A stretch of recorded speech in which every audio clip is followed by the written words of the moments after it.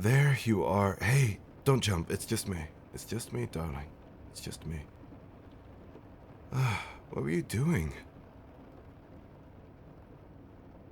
Oh, your eyes are so red. Your heart beats so... Were you crying? Don't lie to me. You can have as straight as a face as you want. Your heart will tell me many a tale. And right now, your heart says you're in need.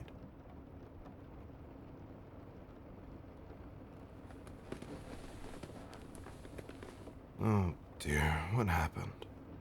You hadn't come for dinner when I called, and you know how worried I get when you don't eat. I can't drink from you if you don't take care of yourself. Oh, don't apologize like that. My dead heart might break.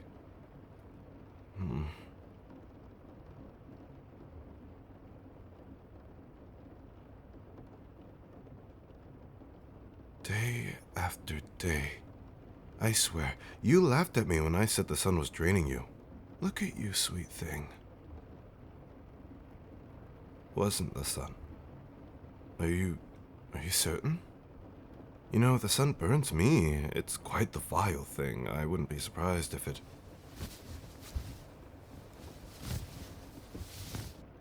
Okay. Work, not the sun.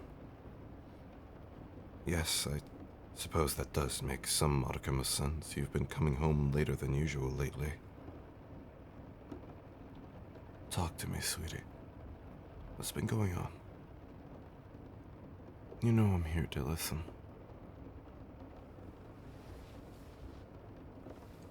Mm-hmm.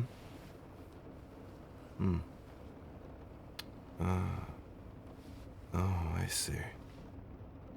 Yes, that would be rather draining, wouldn't it? And that's coming from me.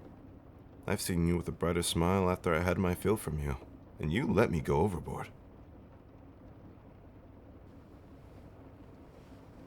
Hun, you've held my head in place before. Rather dangerous, if you ask me, but who am I to deny you?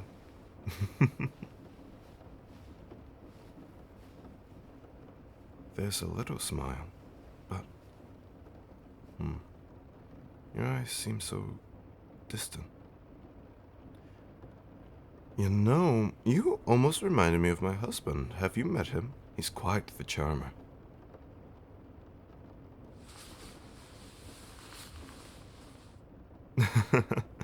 Truly. I'm not so certain you are him. You see, my husband has a smile that could exorcise demons in its radiance. Eyes so wide and full of life, you would think that he has been witness to nature itself. Not to mention, he's so warm that I fear if I had embraced him for too long, I would burn. Can't imagine what would happen if I were to have turned him. The world would be much colder, I think. Oh, have I ever told you how I met the love of my eternal life? It's quite the story. Hush and listen. It was a dreadfully dreary October night. It rained all day and it was still drab and drizzling by the time night came. It was a warm night, thankfully, but the night was so officially ruined for all the mortals who wanted to go parading around in incredibly distasteful costumes in the name of trick-or-treating. Frankly, I find the entire concept rather insulting, if you ask me. You know, I loathe Halloween by this point in my life. Yes! I mean, it's somewhat cute to see all those small ones running around with such big smiles and eagerness. I can tolerate that much. They don't know any better. But have you seen what their parents wear at times? Dracula costumes. Are you serious? I mean, how would they feel if I ran around going blah blah blah while trying to, and failing miserably, mind you, dress up as their great-grandfather? Don't laugh, it's indignant.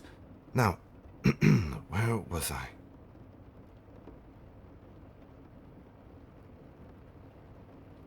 Yes, the night I met you. I mean my husband.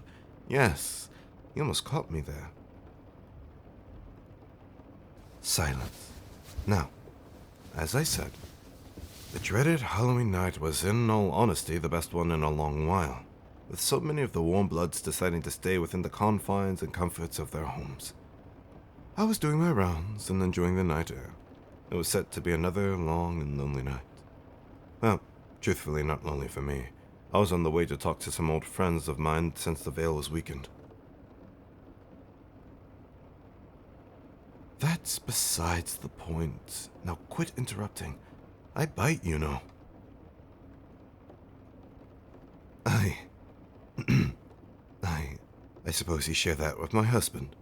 Now, as I was saying, well, in the graveyard I'd spotted a mortal. Now, being the polite individual, I kept my distance and let him do what he needed, figuring he was out to mourn. But he wasn't looking at the gravestones. Oh no, he stared right at me. He actually was the first one to make a move, you see. He came right up to me, boldness in his stride, anxiety in his eyes. And the words he uttered next were by far the worst attempt at a so-called pickup line I've ever heard. And I've been around. He looked at me, up and down, cheeks so red I wondered if he was bleeding, and said, "Are you a ghost? 'Cause you're haunting my mind."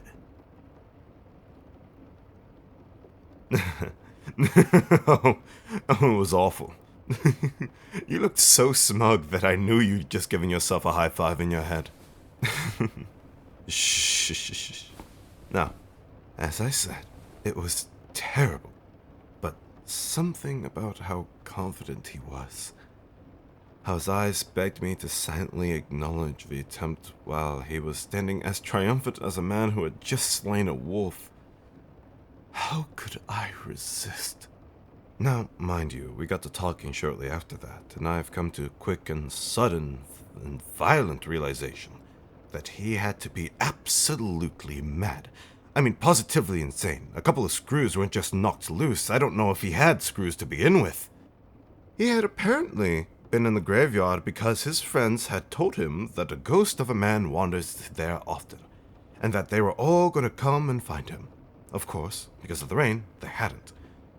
And of course, I, being who I am, knew plenty of phantasm. But imagine my shock when he said it was me they spoke of. Me, of all the spirits, banshees, and vengeful dead, me.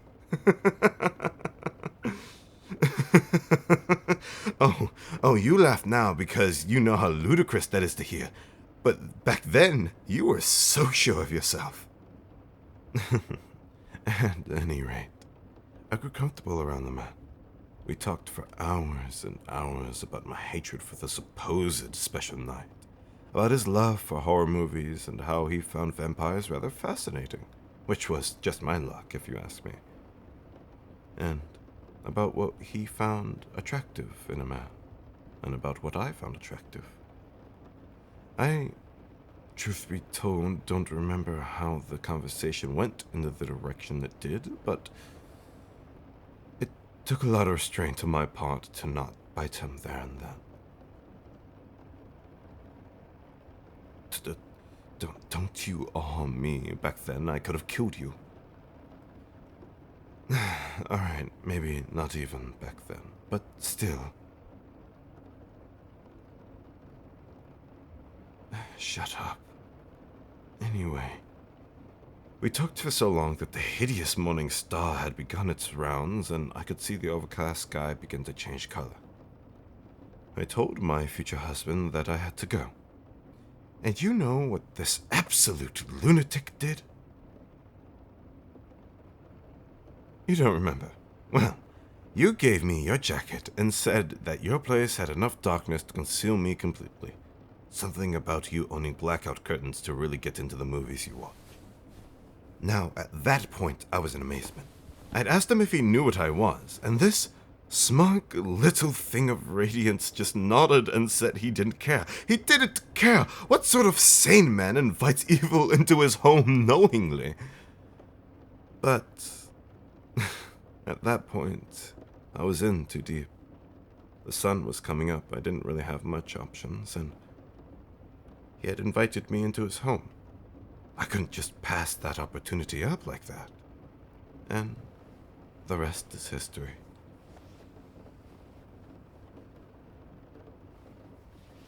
Oh my. That smile. That adorable smile. Those radiant eyes. Lovey?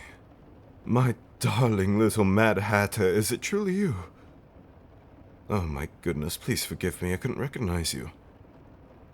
But, oh, I know your laugh anywhere.